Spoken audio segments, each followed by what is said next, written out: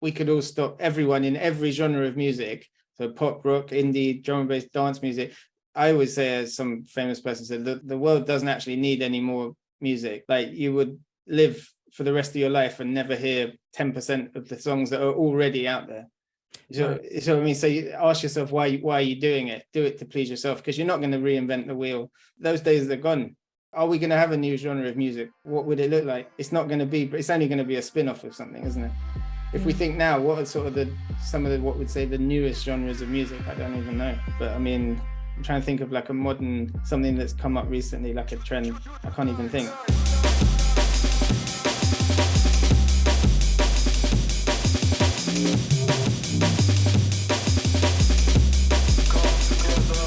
Welcome to another episode of the Real Junglers podcast. Today I am joined by Faysha. Hi Faysha. Hey, how's it going? Good. I have to comment on your name because I remember, so obviously my name's Keisha, and I was scrolling through Instagram once. It was one of your songs and it had Faysha written in it in this sort of retro writing. And I've never, because I'm so used to seeing my name, Kaysha. So when I saw, I was like, oh, someone's got no, that's an F. And I was like, wait, who is this? Like, what's actually going on? Where did the name actually come from? Well, I'll tell you where it comes from in a minute, but people always ask me if I'm involved in like double glazing or something. They're thinking of like window fascias, like the front of windows, right? Yeah. I think, as far as I can remember, it's going back a few years, I think I literally put it into a random name generator. I knew I wanted 2 syllables and I wanted something that obviously no one else had. So I just, that came up, quickly check, make sure that no one had ever released any music like that, and then just stuck. That's it. Yeah. There's no meaning to it. I don't think it means anything. No. Okay, well that's interesting. No, it was it still throws me to this day when I see it. It's like, oh, it's so similar though, because like I say, don't really see many names close to my own. Yeah. So that's sort of how the name came about. Tell me about your sort of your background and how you got started in making music in the first place. Start in making drum and bass music or any kind of music? Well, where did it start? I think earliest. Well, I got into drum and bass. So I'm 42, born in 1980, and then I remember I was banging to drum and bass from whether it was 92, 93, right there at the peak, buying records, DJing on belt drive, right there. And it's like, it guts me to like think, because I sold them all and I had them all. When I say that, all the original, all the classics, all on vinyl, like God knows what they'd be like worth there. I sold them 20 years ago. Yeah, so through that, but then came 95 Britpop, Blur, Oasis, that kind of thing. That threw me, still drum and bass. And then towards sort of the 2000s, early 2000s, bit before, Dad taught me guitar, and then I moved, and then drum and bass finished. I was writing songs, I was in bands, we were playing live in London, then I had kids, then kind of did some solo stuff, singer-songwriter stuff, and then probably 5 or 6 years ago, for some reason that I can't remember why, just literally came back into drum and bass. So a massive gap of, say, almost 20 years with no drum and bass in my life. And it was like, it threw me when I came back, because I saw all the names I remembered, but it just, all these different sounds and different genres of drum and bass that I'd never heard. Like, they weren't there. Jump Up was nothing, when I was into it, everything. So it was crazy. It took me a long while to get back into it. Wow, love that. So quite a range of different genres that you've been involved in. Were you on the rave scene? So when you sort of said like you started off drum and bass jungle, did you actually go raving back in the... I didn't really. Maybe a couple, like when I was, 19, something like that. But no, I wasn't ever on the rave scene. Because by the time you're sort of 18, 19, you could maybe go out to raves.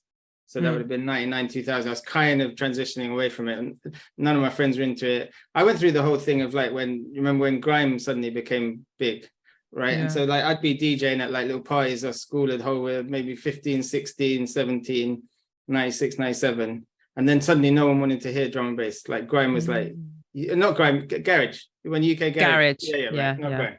Yeah, when garage came in. So yeah, never really raved actually. How did you find drum and bass in jungle? Like, how did it come your way? In the early days? Yeah. Cool FM.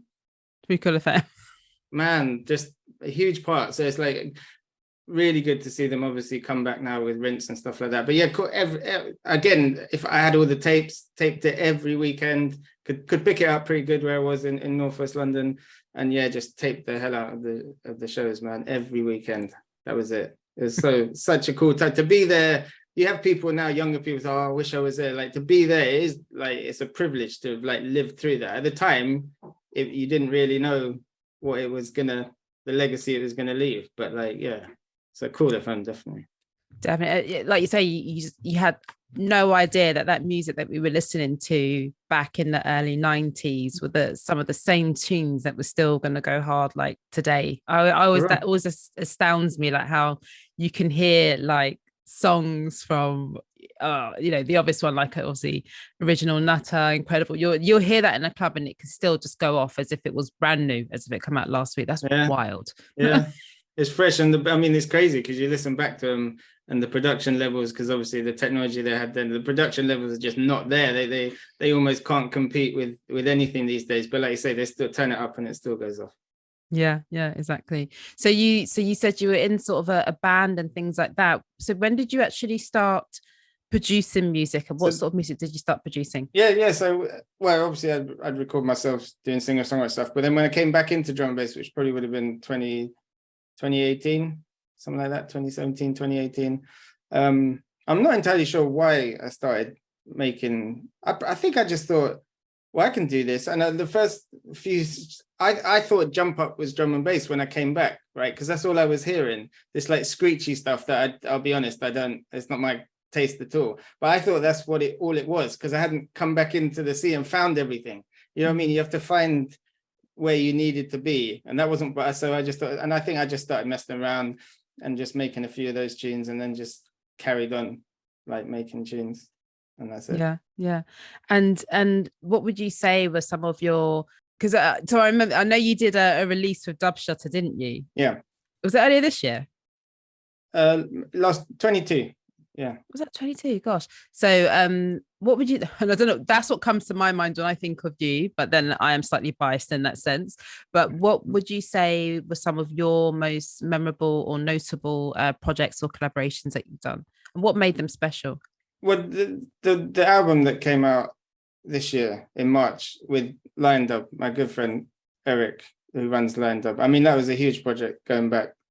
I mean, he'd had those tracks for years. He has a massive, not so much anymore, I know he's trying to slow down, but a massive like release schedule. So that was almost like 3 years in the making. And he was able, through his connections, I had people like Red Fox on single, we got Grimsickers on a single, we got Rasa Jive on a single, Blackout JA.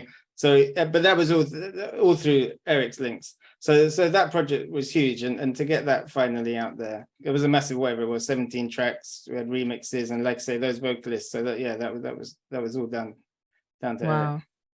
So 3 years in the making, that album. Well, not 3 years in the making. 3 years he'd had 3 years before it came out.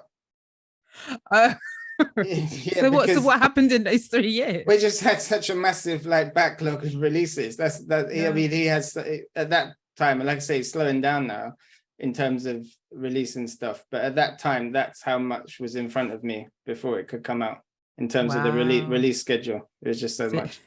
Yeah, there's a 3 year waiting list. Yeah. Yeah, you find that with a lot of big labels.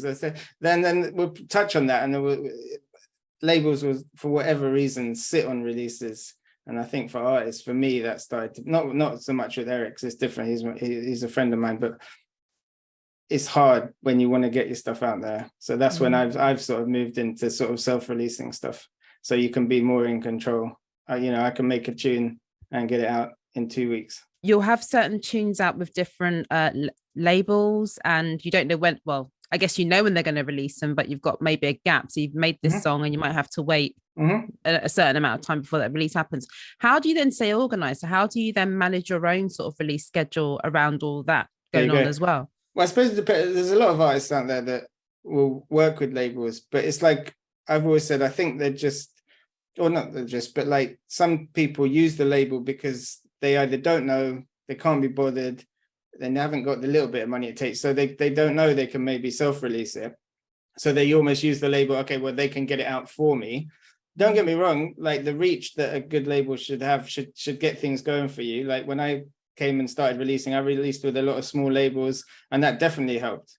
Like to get started, I would say work with smaller labels, maybe then aim for like bigger labels. But yeah, then just towards the end, it sort of became a frustration for me because I'm naturally impatient. I work quick on music. I don't take my time over making tunes too much, which we can get onto. So I needed to be able to, get stuff out when I was finished it. But don't get me wrong, I mean, it would still work with labels, but I think I'd approach it differently. I'd kind of ask them, okay, what can you, this is when I want it out. Can you do that for me, sort of thing? But I'm old. I haven't got time. I'm 40. I haven't got time to waste.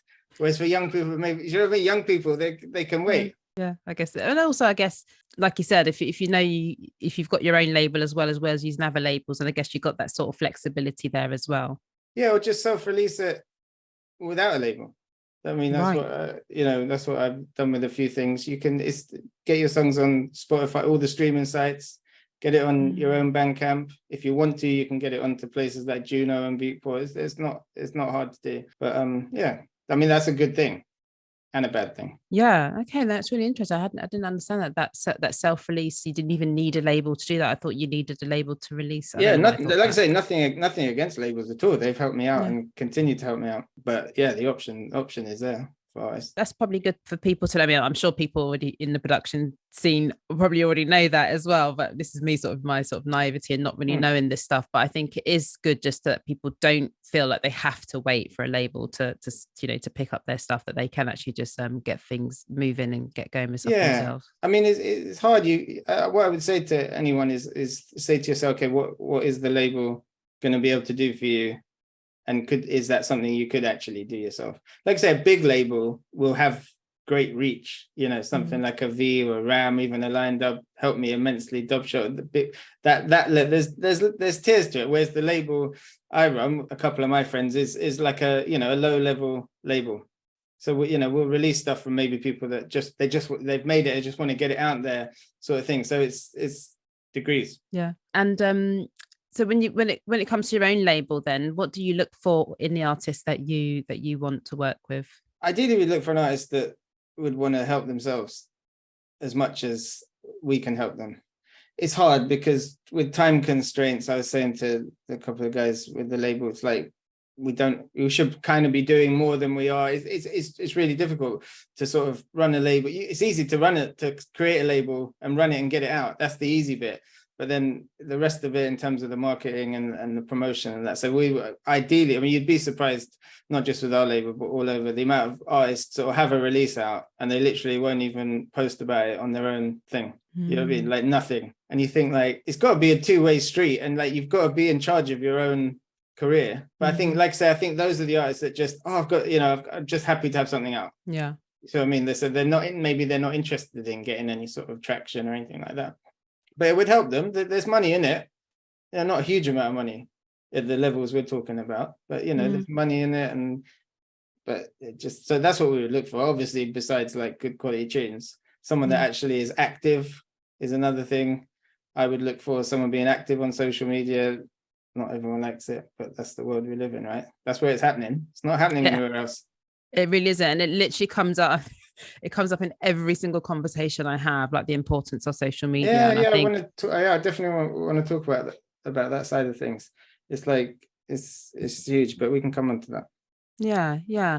And so that's what you look for when it comes to people that you're looking to sign on to the release that you're going to put onto label. What about when it comes to creative collaborations, like other artists that you're going to work with on your own tracks? What do you look for there? Well, I haven't collabed a lot with people, and I'm not the best at collabing in terms of, the way I work is I would do something and have someone to collab with and then let them just finish it off, right? Okay. But that's how I work. I'm not precious, whereas other producers will go back and forth. Okay, send it back, I'll do a bit, send it back as well. So all I'd look for is something, again, that's active. Communication has to be huge.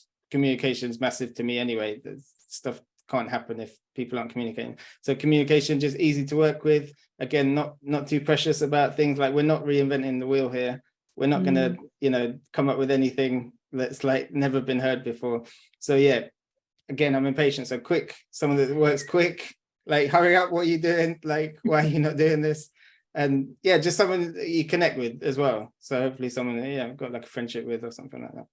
Yeah, and I suppose, well, I guess that, you know, the question around sort of what it's like to produce nowadays in this digital age, where, and again, I'm not savvy with all the tech stuff, but from what I can understand is that people are just able to put tunes out quick now. It's easier to collaborate. You don't need to be in a physical studio, and all the rest of it. So what have you sort of seen through the years as sort of production evolves in the digital age? Like, what have you noticed that's changing tech and things like that? Well, I think the main thing is that anyone can now sort of do it. When you look back to the early 90s, there was a select few like producers that maybe had the hardware and that could do the stuff. So it's a good and a bad thing. It's good that anyone can put out a tune, but then the bad thing really is that drum and bass is like heavily saturated with tunes. Like whenever the tunes come out on a Friday, you're talking, you know, maybe over 100 releases every week, which is a shame because amazing tunes, the shelf life for tunes these days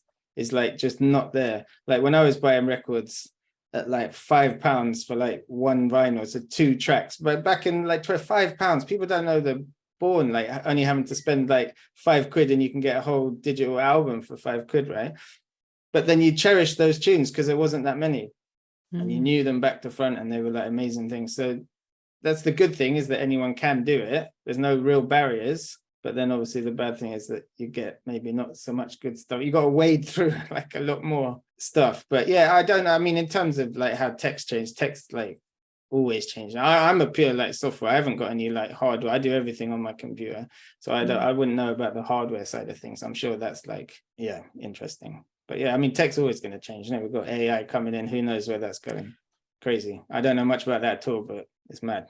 But it's happening. I think we soon will all understand about AI, and I think Right. I think it's going to be forced. I think it's either you're going to have to understand, otherwise I think it could be quite dangerous if it's something that you don't know. I think I saw just a really random one. It wasn't harmful at all, but it was a friend of mine on Facebook, and he posted what he thought was a picture of a baby peacock. This has got nothing to do with anything. It's a proper segue.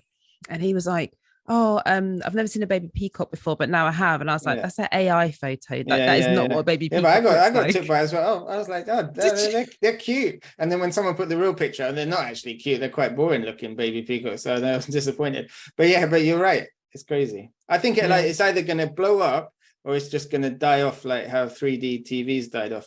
You know what I mean? Like, I think that one or two things will happen. But it looks like it's just heading skyrocketing, isn't it? Absolutely. But how do you stay up to date with tech? You said that you don't have much hardware, you do a lot of things on software.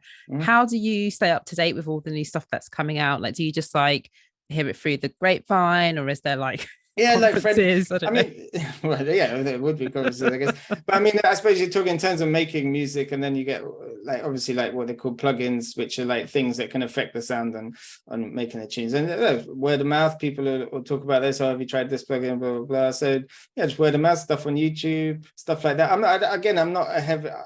In terms of production, I'm not very technical at all. So I'm like, I've always said, like, I'm a really like ghetto producer. I do what works for me, and I'm happy with it. So yeah, I'm not super nerdy. And then you get the ones that are really nerdy about like the tech, and that's great. I admire that, you know, nerdy about the hardware and the software and stuff like that. So yeah, I do. I've always said I do enough. I know enough for me. That's why I tell anyone about, say, computers. But just know enough what you need to know. Yeah. No, I love that. It's true, because there is, otherwise the other thing that comes with digital age is just so much information out there, so you can never feel like you can always find out more, right? You can just go exactly. get lost down a rabbit hole and then end up not really doing stuff because you're just researching. Talking a bit more then, I guess, about digital, and we sort of touched on social media and the importance of, how do you sort of approach social media, and how do you use social media for the work that you do? Everyone wants traction. Some people genuinely just want to put their music out and have it out there, right? But then I would say to them, you kind of probably do want more than that, because otherwise you just make it for yourself. You do want people to like it. You do want people to follow you, become genuine fans of you, which is probably like the holy grail, to have actually interacting fans. So, you know, I said to someone the other day, the music side of it for me now, and I would say for everyone, is less than half half of the work. The main work, if this is only applicable if you want to get some kind of traction going and generate fans who will eventually support you, eventually put their hands in their pocket, right?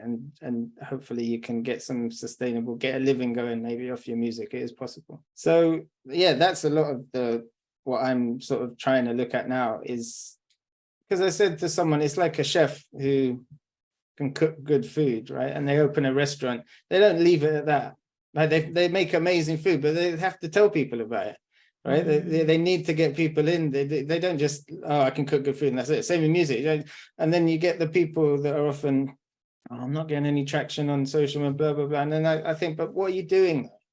What are you doing to get, and some people don't want to do it, because they think, oh, I don't want to do, I'm not comfortable. You shouldn't have to. The phrase like, the music should be enough is like pie in the sky. That's like rose tinted glasses, isn't it? It's romantic. It should be enough. But how are you ever going to be heard? Like, I think, what's the statistic for Spotify? It's something like 100. It's a crazy amount of tracks released every day or something. Wow. Tens of thousands. So how are you going to cut through that? You have to have something. And for me, the music is just the calling card. It's not the final destination for someone. It's what I want to maybe draw them in with, maybe. But then you have to, unfortunately or fortunately, you have to sell yourself. You have to give someone a reason to follow you. What reason do people have? Oh, and I'm guilty of it. Well, my new music out now, and then that's it. Yeah. Who cares if your music's out now? On social media, like you will know, you have to be given something of value to people, a reason for them. It could be informative, educational, funny. You have to give them that. There's a guy I follow, like a grime MC or whatever, older guy, and he releases his whole Instagram is nothing to do with his music. It's just him talking funny. But he's got so much following because people buy into that. Oh, is it that? Who is it you're thinking of? Well, it's a grime MC. It's called Waggo, Snowy Danger. I'm thinking of somebody else. But yeah, no, it might be I think Grim Sickers is like that. My friend Grim Sickers is like that as well. Like his story is just funny. And obviously they're capable of doing that, and not everyone is. Like, don't get me wrong, but like it's a huge thing. You've really got to give people. That's what I would say, people. You've got to give. What reason will they have to invest in you? They've got millions of people they can follow and watch. And also, it's the whole thing where, and people used to take the mick out of this phrase, like having your own personal brand, and it is your personal brand. And how are they going to know who you are if you're not showing up on social media? You haven't got to be amazing in front of the camera. That comes with time. Like, I remember days when I couldn't even hear myself speak. I know.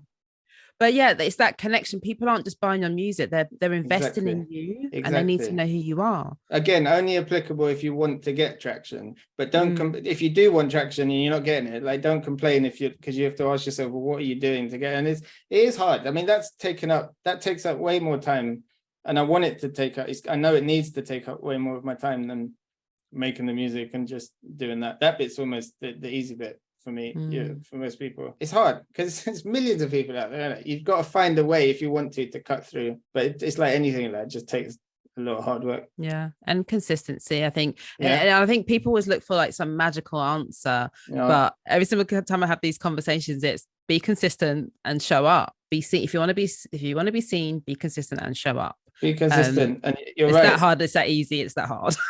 It is, and I think that's the. Any small successes I've had, whether that's with music or social media or anything like that, it has come off the back of me putting in a certain amount of time and effort. Not you won't get a big buzz off just a picture or a post or something like that. You have to take that time, whether it's half an hour to make a video, an hour to do something. That's what I've found is like, it is literally, again, a bit of a cliche. You will get out what you put in. Yeah, but there's definitely. no shortcuts. Are there any other sort of misconceptions about producing music or being in the music industry that you'd like to debunk? A lot of misconceptions. In terms of drum and bass is like a very technical style of music, and a lot of people, I've heard them say it's like one of the hardest styles to like produce. It is technical. I haven't tried too many other genres, but it's technical. But I probably want to dispel the rumor that crops up that there are like rules to producing. A lot of people will tell you, I know you must do this, and you can't do that. You shouldn't do this. Technical stuff. And I don't believe that. There's, you know what I mean? There's like, do your thing is what I would say to someone. There has to be a certain standard. Don't get me wrong, you can't go putting out something that just sounds awful and won't get played. Like, get to a certain level. Like, I'm not totally not technical, but I'm like not high up or anything like that. So get to that, but don't let people tell you like, oh, you shouldn't do that. Oh no, it doesn't work like that. Or, you know, you must do it like that. If stuff works, if people saw how I produced it, you know, they'd be like, well, this is ridiculous, but like, it works for me. So that's why I was like, find something that works for you and just stick at it. And like we said before, you can get as technical as you want. So if you want to, that can all come. But yeah, I would say there's no rules in making music at all. I think that's an important one, because I think it's like a lot of things. People have been taught something a certain way, and then they think that that is the only way. And everyone learns differently, don't they? And everyone's creativity comes out in different ways. Yeah, I mean, don't get me wrong, there are best practices. Yeah, but I think that's different to like a hard and fast rule. So advice is like, you know, try this. Honestly, this is probably the best thing to do in this situation. Okay, fair enough. But you know, someone telling you how you should, you know, do something is different. Yeah, exactly. We've talked a lot about where sort of media production might be going. We talked a bit about tech there. Where do you see the genre of drum and bass jungle going? Like, how have you seen it evolved? It's evolved loads. And where do you actually see it going in the future? I think it's mad. I think it's in people who say it's in a healthy place. I think it is. It seems to be in like a healthy place at the moment, like in terms of lots of new people coming through, young people, in terms of DJs, like getting headlining. You're slowly, because when I came back after that big break, and you still see it, I saw a flyer from when I came back that looked identical to a flyer from, you know, 20 years ago. Yeah. All the big names still there. And that's why I always felt like, you know, but gradually you're seeing, you know, the younger crowd, the younger DJs coming up. You still got the old guys knocking about, and that's great. And they, you know, they obviously got something to contribute still.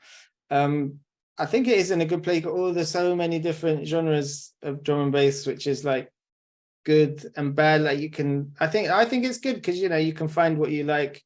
Yeah, I see it. Drum and bass, it'll never die off, because you've still got so many young people and that's what you need. You need the young people to be still making the music and going out raving and DJing and buying it. So yeah, I don't think it's never gonna die off. I think it'll always evolve. All music evolves, doesn't it? And changes. We've seen so many changes. I can't kind of imagine how it will evolve, but someone will come up with new sounds and new trends and things like that. But one of the first questions I was asking on the Real Junglers podcast stories was, which was the subgenre? Yeah, jungle or drum and bass? And I was so surprised, because I was surprised that people were saying that jungle was a subgenre, because in my mind I was like, jungle is the original bit where drum and bass came from. So I guess that's one way how things are starting to evolve. So I think people are more seeing it more that it's drum and bass and jungle is a subgenre. It's weird, isn't it? Because like I think you're right, because I gave that question some thought when you thought about it, but then I thought, well, what was it called when I was back in the early 90s, mid 90s? And you know, it was jungle, but then it had something, you know, you had like ragged jungle, which I love, but yeah, it was jungle. You didn't really hear drum and bass, but now I would probably say that drum and bass, because then how would you sort of define drum and bass? Because it's literally just, for me, drum and bass isn't a style of music, it is the umbrella, right? Because there isn't just drum and bass music. Drum and bass is all encompassing, in my eyes, all encompasses the liquid, the jump up, because for me what defines drum and bass, I guess, is the drum pattern and the tempo. Yeah, so now I would put jungle as a subgenre of drum and bass. That's how I see it. Just drum and bass, and then everything that is underneath that. It's all drum and bass. It's just, that's why you hear, okay, what are we playing? That's jungle drum and bass. You see what I mean? Or that's lick, but it's all still drum and bass. But none of that shit matters.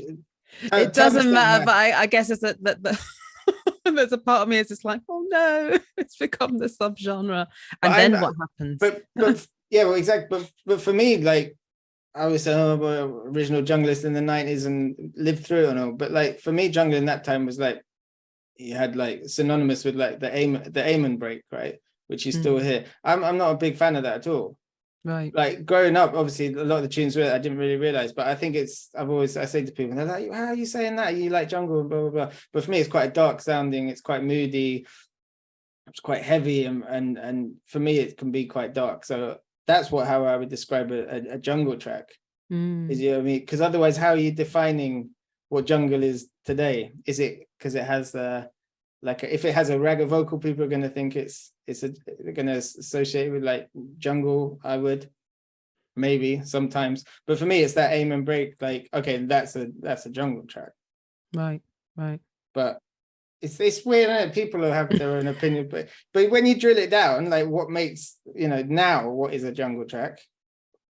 Who knows? I think that was a really interesting sort of question to ask in terms of the different answers that I got from people, because what it really boiled down to is that, like you said, I don't think there is actually one answer, and I think everyone's going to have their different take on it depending on where they're coming from, whether they're I just think everyone's going to have a different take on it. But yeah, I guess for me, it just sort of signified how things have evolved from when I first started listening. And then it's kind of that thing of, okay, where is it going? Because as you get like sort of different countries, I had a conversation, this episode hasn't come out yet, there's a conversation I had yesterday with Jakes, and he was sort of talking about like different countries doing things differently with drum and bass, which is obviously normal because you're going to bring your own sort of vibe, your own little flair to it.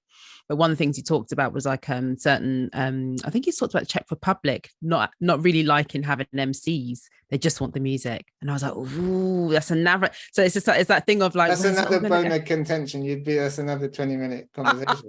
Everyone's got an opinion on MCs, but just to touch on it, for me, an MC is, the thing is with MCs these days, a lot of MCs, I would say, is they're using it as a vehicle for themselves.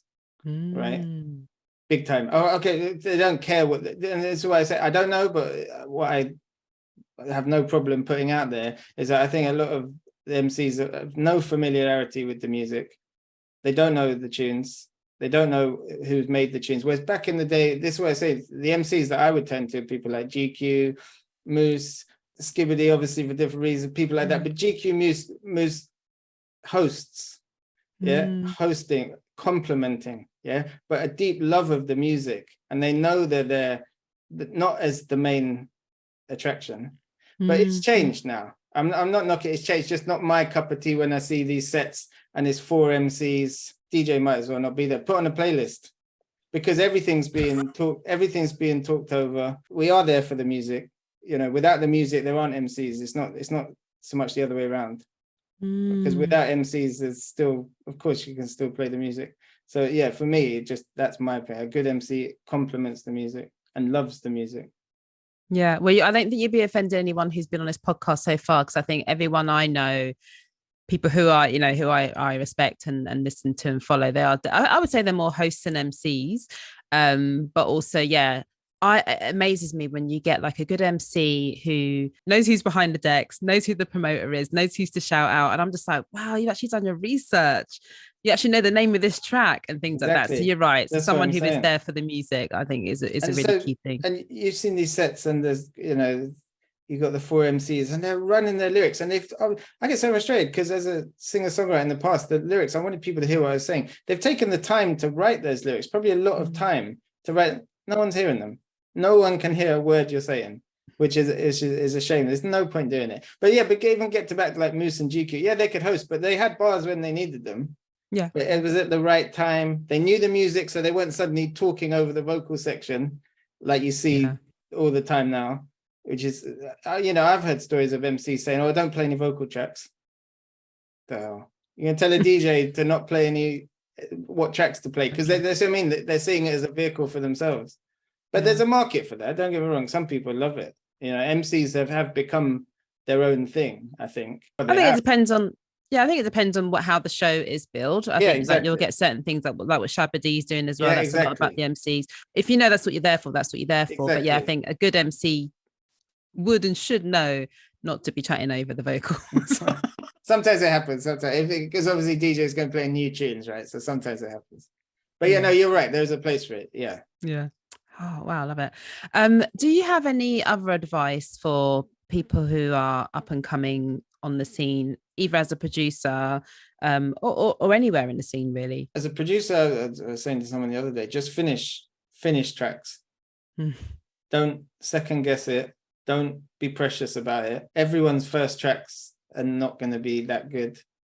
good at all, right? But finish something. So you can think, okay, I've finished it. Understand drum and bass. This is probably not one of the reasons I transitioned. It's a technical music, and whether we like it or not, it's a music for clubs primarily, right? So there has to be a certain formula without getting too geeky, like the intro, a certain amount of bars and things like. You have to understand that, because DJ is going to expect it to break at a certain point, blah blah blah, so they can mix and things like that. So understand those technical side of things, but just finish the tracks and then move on to the next one, and you'll get better with each track you make, because there's so many producers, they labor over songs. Oh, it's not good enough, I don't know, blah blah blah. So yeah, that's the only advice I would say. Something, just get stuff finished. Love that. I think that's brilliant advice. And yeah, I know what it's like from I think any creative process is that the importance of just like knowing that you're going to be a novice, and the only way that you're going to get good at anything is seeing it through to the end and then going again. Repeat. And you got to ask yourself why you're doing it. That's actually, I would give another equally important piece of advice, and this is just my opinion: only make music that pleases you. Like I listen to my own stuff, right? Because I if I'm walking to work, okay, to check it and make sure I'm happy with it, but also because I enjoy listening to it. So I make music for myself. I want to put it out there, and if other people love it, great. I do want that, but that's why I would say, don't try and think, okay, I'm going to sit down, I'm going to make it for this sort of this target audience, blah blah blah. I mean, you could do that if you want to, but that's peaceful. But make music for yourself. You have to, because otherwise you won't last. It's like doing anything. If you have to please yourself first. That's the only way you can keep going, if you're getting a buzz out of it. Yeah, I think that's a really good point as well, because I think in this social media era where you can just see what everyone else is doing, you can see what's quote unquote trending, and it could be so tempting, couldn't it, to sort of throw away your own artistic integrity and just go off and do something for the commercial aspect of things. It will work. You'll get if you do it and you hit the trend at the right time, of course it'll work, but that won't last, because you know I enjoyed it, but I know I was just doing it just to get that out, to do something that you can get your teeth into, and you've got to please yourself at the end of the day first and foremost. Yeah. And it kind of circles back to what we were saying before around, like, when you find your people on social media, you find your people, they're going to love what you do, because that's why they follow you. So that, rather than trying to fit yourself into a box, I guess almost starting just to create your own box. I think a lot of advice that I've seen from people in these interviews are people say, be unique. Don't do what everyone else is doing. Do your own, what is you want to do, basically. Yeah. Do what you want to do. I mean, unique. I mean, no, there's no possibility. No one can be. There is no possibility. No, not completely unique. Being unique. And I always say, as sad as it is, that we could all stop everyone in every genre of music. So pop, rock, indie, drum and bass, dance music. I always say, as some famous person said, the world doesn't actually need any more music. Like, you would live for the rest of your life and never hear 10% of the songs that are already out there. So what I mean, so you ask yourself, why are you doing it? You know what I mean? So that's why I would say, do it to please yourself, because you're not going to reinvent the wheel. Those days are gone. Drum and bass was, are we going to have a new genre of music? What would it look like? It's not going to be, but it's only going to be a spin-off of something, isn't it? If we think now, what are sort of some of the what would say the newest genres of music? I don't even know. But I mean, I'm trying to think of like a modern, something that's come up recently, like a trend. I can't even think. Grime is the most recent thing I can think of. Yeah, but even that's going back to, I don't know, mid-2000s, something like that. Yeah. So a drill, I guess, things like that. And then different, but they're all spin-offs of something. So yeah, I don't think we're going to see, So yeah, just make music for yourself. Yeah. Because you love it. That's what you find with producers. Like, I'm just driven to do it. Every spare minute I have, I'm making music. I'm not, you get a lot of producers who'll say, oh, taking 2 weeks off. Okay, I'm going to sit down today and make a tune. And that's how they work, and that's fine. Whereas for me, it's just, there's something in me to be creative. I think I've always had that with songwriting and drum and bass, and I've done podcasts. I'm a creative person. I'm not very practical at all. I can't fix anything around the house. Can't do any of that shit, right? But I think I can create something. So that's something's in me. So every second, a spare minute I have, I'll be doing something with music. And I think that's what a lot of producers probably tell you the same. They've got this So yeah, I've never related to like, okay, going to sit down today or going to take 2 weeks off. I know everyone's situation is different, but like for me, you don't take time off. If you do it, you do it. Mm, yeah. So what are you up to these days? So you sort of alluded to that you've transitioned a bit away from drum and bass and jungle now. So the projects I'm working on now are like completely. I've still got like a lot of unreleased drum and bass stuff that I hope to get out. So I'm not like turning my back on it and stuff. I'm musical. Like I'm not a good guitarist, but I can play guitar. I come from a musical family. Music is around me all the time. So I have a good ear for music. I can't read music or anything, but I have a good ear. I know little bits of music theory. So for me, the music is always there. Even if you hear any of my drum and bass stuff, apart from a few, they won't ever just start with drums. I don't work like that. I have something musical, with a melody, a piano, something. I build the track around that on all drum and bass tunes.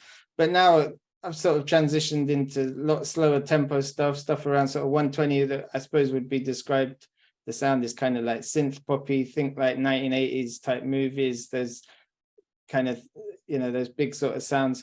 For me, I was listening to stuff the other day. I would describe the music I want to make as like evocative, like creating a feeling. And I wasn't able, and I don't think drum and bass does that. There's very few drum and bass tunes that will put like hairs, on the back of your neck or make you cry. Yeah, like I've listened to songs, singer-songwriter songs, and you know yourself, and you cry listening to them because they're evocative of something, yeah, and maybe through the words, but the music. So that was always going to happen for me, is that I need to create that kind of music, and that's just kind of what's happening at the moment. And drum and bass wasn't. I think I'd run my course with it at the time for the time being. I think I'd taken it as far as I could. And now I'm just, again, making music that like I want to make, that I think has more feeling behind it. A different type of feeling. Drum and bass can have feeling. But when you hear, it's club music. When you hear just a banger, like say a drum and bass track with no vocals and literally just drum and bass, it's going to get people dancing. And that's what it's for. But it's not necessarily going to evoke a feeling or an emotion. It can do in the club, I think it can, but not listening. So the music I'm making now is primarily, it wouldn't be played in a club. It's more for listening music. Yeah. Nice. I guess it's nice just to have that creative freedom, isn't it? I think that's the important thing. Even me doing this project here, it's got nothing to do with my day job. It's just like, it's a pure passion project. Yeah. And it's been so much fun because it is just free. It's that freedom that I wanted to do something that wasn't completely serious, that was kind of just like being able to say to someone, hey, jump on a pod and let's do this. And it's just like, it's so nice to be able to do this with the technology we have today. So yeah, I think it sounds, I guess what I'm hearing from you is it sounds really liberating that you're just going into something else. It is, but also I'm not going to bring, not that I have a huge fan following by any stretch of imagination, but those people won't be coming along. They just won't be. I know that, and some people have said that. I just don't like it. Hardcore, that drum and bass, all they listen to. So for me, I'm having to start again now and find where I need to be within this sort of scene that I'm not overly familiar with. So that's a bit daunting for me at the moment, because I'm like got no sort of clue. I'm gonna have to make all those connections again, because that's the big successes I've had with drum and bass is through the people you meet along the way. You get talking, why don't you do this? I'm doing this. And so it's about those connections. So having to start that again is a bit daunting. But again, I'm not doing this to get, I'm not looking for like massive stardom or anything. I am making the music I want, but I do want to, try and see if I can push it and get some traction going. I don't think there's anything sort of wrong with that. And I enjoy it. I enjoy the social media side of things. Yeah. And I guess there could be someone listening into this who's maybe thinking the same, who's maybe thinking, I want to do something different. And it is daunting to think about, quote unquote, starting again. But, everything's got to start somewhere. And, we're only here for a season. So I always think of someone who I admire and always did, like back is say someone like Zinc, DJ Zinc, synonymous with like drum and bass tunes like Super Sharpshooter and stuff like that, which I had on vinyl and sold. But like that's come back around again, hasn't it, as well? That's been with the race. but look how he moved on to the bingo bass stuff and the 140 stuff. He just transitioned. Okay, not a massive jump, But he just probably thought, well, no, I want to make this music now. And obviously he took people with them. I mean, the shift that I've made is drastic. It's basically going from drum and bass to kind of like some pop kind of sound. So there's no, but what can I do? How can I not do that? How can I not make it? I don't owe anyone anything, and I haven't got a massive, I'm not really disappointing anyone, because who cares? No one that really knows who I am. But like, so you're just making the music that I want to make. That's it. I love that. I think it's brave. It's brave, but not because I think it's, when I say brave, I mean like a lot of people just wouldn't do it for whatever reason. And I think, it's good to hear that you are following through with, again, it comes back to artistic integrity, doesn't it? Like, you're not doing things for the followers, you're doing things for you, and people who want to come with you on that journey will, and people who don't, and then you'll always find new people. I think what I've found, I think the people that you described that maybe wouldn't ever do that, and again, I'm guessing here, I wouldn't say they maybe have a musical sort of background. You do literally meet people that they literally just listen to, say, one genre, let's say drum and bass or jungle, and that's it. They've never exposed themselves to anything. They didn't grow up with music in their house. So they don't have all these things to pull on. They don't play an instrument, so they don't have a musical ear. Those are the people. I think if someone could do it, I think eventually they would do it, because it's too much to fight not to make it. It's too hard for me to sit and it's harder for me to sit and not make the music than to make it. But yeah, I think it's always weird but then it's equally weird when you ask someone, oh, what music do you like? And what do you listen to? And they say, oh yeah, everything. You like everything? Yeah, come on. Heavy metal? Yeah, exactly. Albanian folk music. Yep.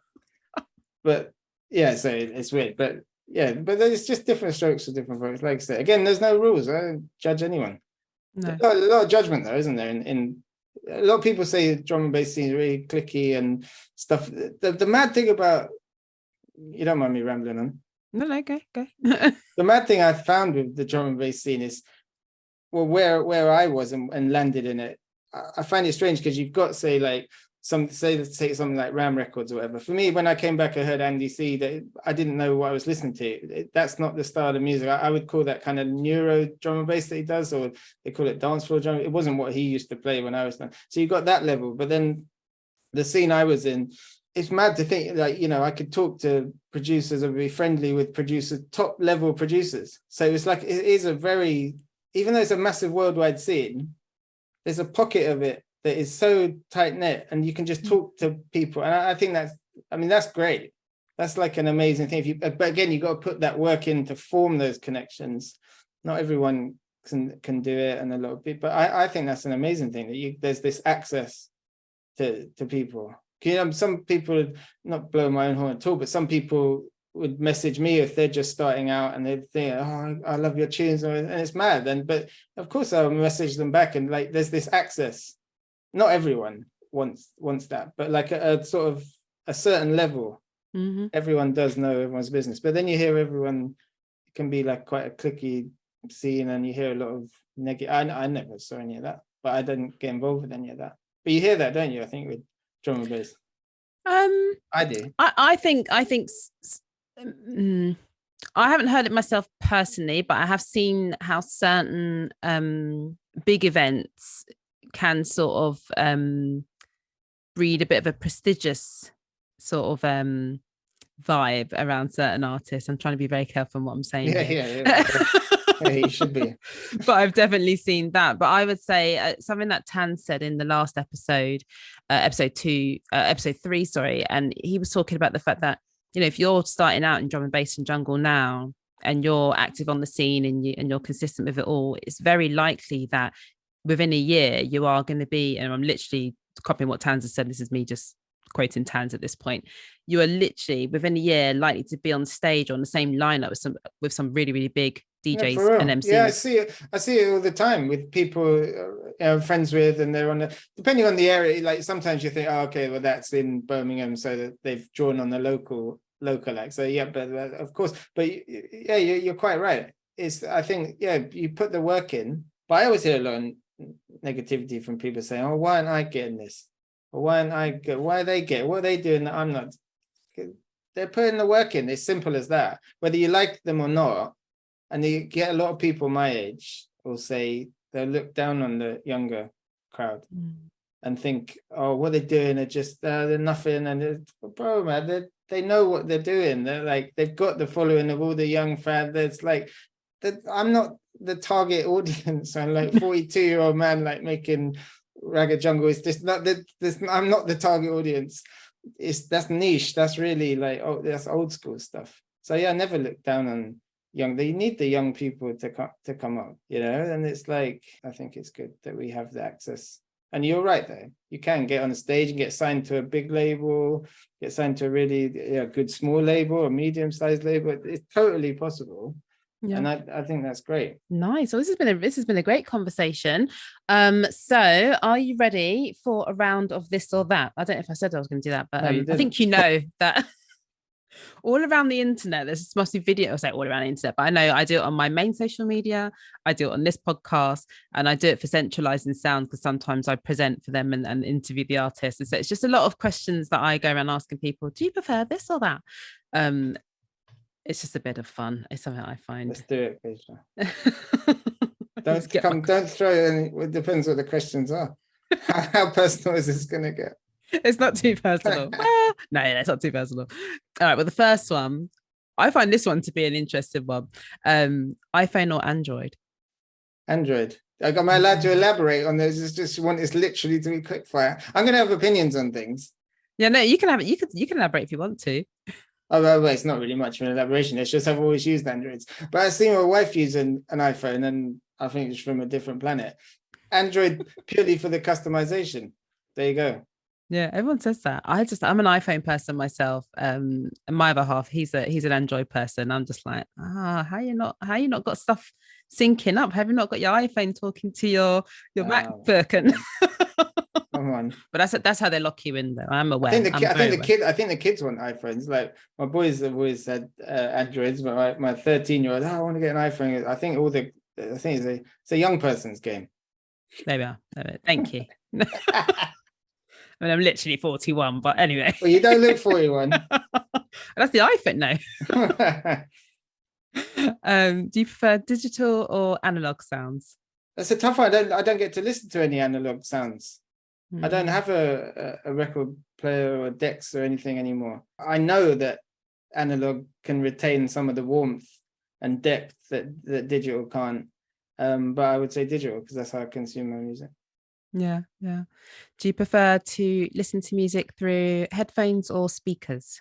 Headphones. Again, fact about me and my production, under strict instructions from my wife, I'm not allowed to play. I couldn't do it with speakers. She hates drum and bass. Everyone that knows me knows that.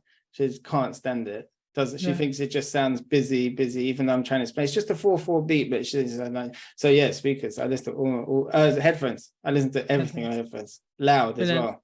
Loud. Yeah. No, same. I'm definitely going to lose my hearing at some point because I do listen to headphones a lot. And so the iPhone tells you like, you need to turn your headphones down. It's like, shut up. Yeah, shut up. Tell me. Yeah, tell me how to figure that out when the time comes. Yeah. Do you prefer the original or the remix? That's a good question. I mean, sometimes a remix can elevate a song to a completely. I would probably say, it depends.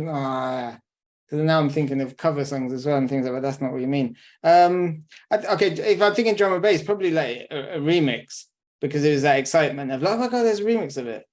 And if it was good, it was like then the remix. If the remix would top the original, then the remix. So I'd say the remix, I think, just for the potential excitement of it. Yeah. Okay. Nice. I like that. Good answer. Okay. Some non-music ones now. Do you prefer to watch films or series? Series is, that's not a word. Series. Films, like I'm bad. Like I'll fall asleep watching like a movie. Like if I watch a movie, I literally end up watching it in segments of like over weeks or days. Like you watch it like a series anyway. So, but TV series is great because you can a 10-part series that can tell a massive story, a really massive story, 20 episodes, whatever, that a movie can't touch. So yeah, TV. Documentaries are my thing. Yeah. Oh, nice. Do you prefer City break or beach holidays? I don't mind the beach holidays. City break, definitely. That's what I was saying to someone the other day. I like resorts. I like busy stuff. Where I grew up, it was a busy area. I like noise. So I would probably say, yeah, city break. Yeah, I don't like, actually, I'm talking nonsense because I can't sit in the sun. I don't like the heat at all. So yeah, city break. I just want to go to another city and just walk around. Yeah, no, I like that though. It's that you little mooch around. I'm the same. I'm in Yeah. London as well, so like going to another city, I'm just like, well, this is cute. I know, but it's weird though, typical isn't it? Londoner thing. Yeah, yeah. But you'd think that we'd want, or you would. I mean, I live in Essex now. I used to live in London 27 years, but you'd think we'd want a break from that. But like, I don't always. My mum lives out in like, when I go, if I'm at my mum's house, like staying over, wherever, and it's dead silence. She lives like in like the country, almost countryside, and I hate that. I live near a train station. I know I did the train, and for me that was comforting. Yeah, so city break. Yeah, I need hustle bustle and shit. Some stuff going on around you.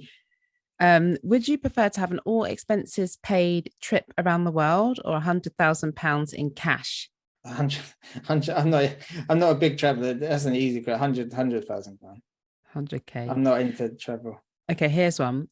Would you rather to be able to play every single musical instrument in the world, or to be able to master every single sport? I thought we were going to say master one instrument. Every instrument as a musician. Yeah, every instrument. All right. And last two questions. One is, would you rather, I don't know, I found a load of these questions on the internet, in case you can't tell. And this has got to be the most random. Would you rather, no, the one after this is the most random. This is the second most random. Would you rather to have to always wear heavy boots, so really heavy boots, or to never be able to wear shoes at all? Always wear heavy boots or never wear shoes? I think it would have to be heavy boots, just from a practical point of view. Like having no shoes, that you quickly run into some problems, I imagine. Yeah, heavy boots. Yeah. And then this has to be the most random one now. So would you rather let's get it right. Would you rather have teeth made out of hair, or your hair? Yeah, it's really going around. Or your hair made out of teeth. Hair made out of teeth. How are you going to eat with hair teeth? What are you talking about? Teeth made out of hair? Like, yeah, hair, well, so like, but then your hair would be just teeth, like just clattering around. So, yeah, I'm trying to, that's a look. I could pull that off. Yeah. Yeah, the teeth, hair made out of teeth. Yeah, no, I'm with you. I think who said the other? Did anyone say the other thing? I think I'm so sure but not on this podcast, but one person has said, I'm so sure one person has said that they would rather have, it might have been Zapier when I did it for Centralize, and I think he said he'd rather, don't quote me, but I think he said he'd rather have teeth made out of hair. And he's like, you just shave it down. I was like, what's that got to do? You still can't, you won't be able to talk. Let alone eat. I'm so sure that's him. He said that. I'm gonna have to go back and try and listen to that interview now. But yeah, it's gonna plague my mind. It's a good Brilliant. question, though. I do. It's a good one, because the thought of either one of those is just not nice. Amazing. But look, I guess we could find you on social media. We will link to all your socials. Where would you say you're most active? Probably Instagram at the moment. I'm trying to get a real hand on there, and yeah. I mean, I'm on Facebook, Instagram, TikTok if you want, but I just kind of post like silly videos on there. So yeah, Instagram, I think it's Faysha_music. Yeah. Well, I'll make sure on my website, faysha.co.uk. Yes, I saw that. Fancy. Yeah. Really nice. Oh, well, look, we'll keep an eye out on your projects, whether they're drum and bass or not anyway. And thank you so much for coming on to the show. It's been a fantastic conversation. And good luck with the podcast. Keep it going. Yes. Stay consistent. It's completion. Yeah, it's great. I wish you luck with it, and thank you for having me on. Oh, thank you so much.